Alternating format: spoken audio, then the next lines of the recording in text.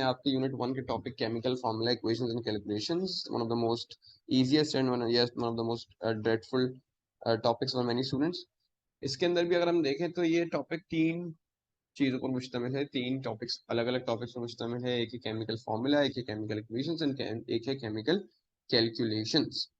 इसमें से फॉर्मूला बनाना यानी कि हमें तीनों पर चीजें पढ़नी होंगी। हमें फॉर्मूला बनाना, इक्वेशंस बनाना और इक्वेशंस को बैलेंस करना और उन इक्वेशंस को, उन फॉर्मूला को यूज करके एक कैलकुलेशंस करना, उनसे रिलेटेड चीजें निकालना, वो सब चीजें हमें इस टॉपिक के अंदर कवर करनी।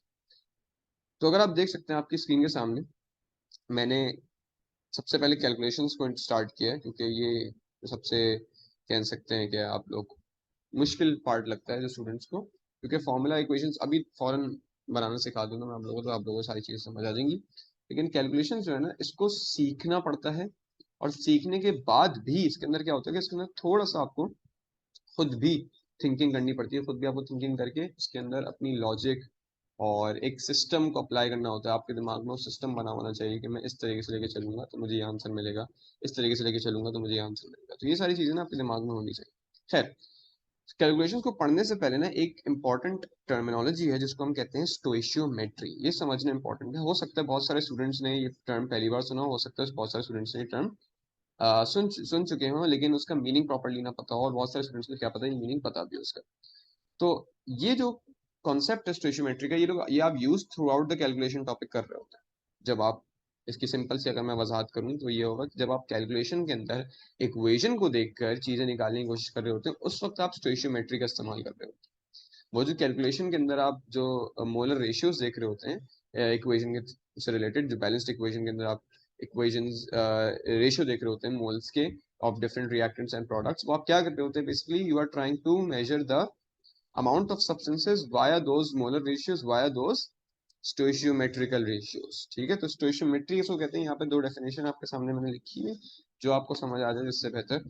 तो ये दोनों जो है वो गूगल ने बताई है हमें। तो ये क्या है? Relationship between the relative quantities of substances. Relative quantities of substances का मतलब क्या होता है? रिलेटिव क्वांटिटीज ऑफ सब्सटेंसेस का मतलब कोई भी ऐसी दो क्वांटिटीज जिसके बीच में ऐसा कोई लिंक ना बन रहा हो। यानी कि कह सकते हैं कि relative, when we talk about the word relative, relative का मतलब हम किसी चीज को उसकी कंपैरिजन में देख रहे होते हैं। जैसे कि relative motion.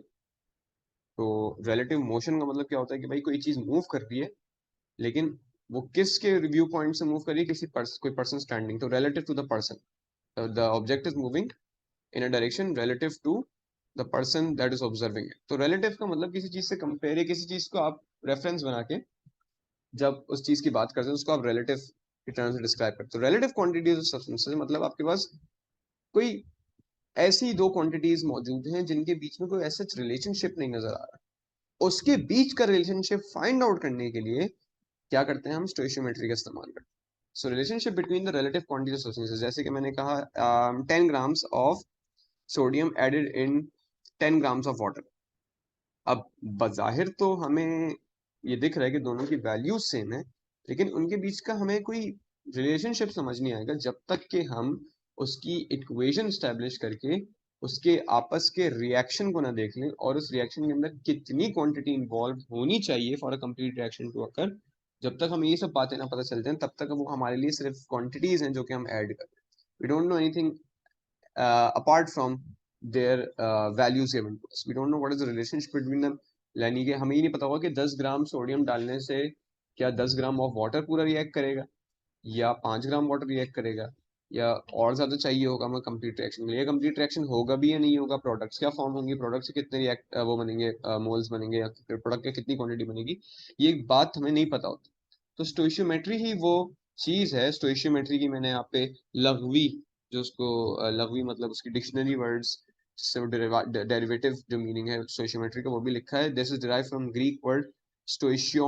स्टोइशियो means, stoicheion is the Greek word and it means element, and metry, metron जो है वो मेट्रो या मेट्रॉन करके कुछ वर्ड है ग्रीक का, दैट मींस मेजरिंग।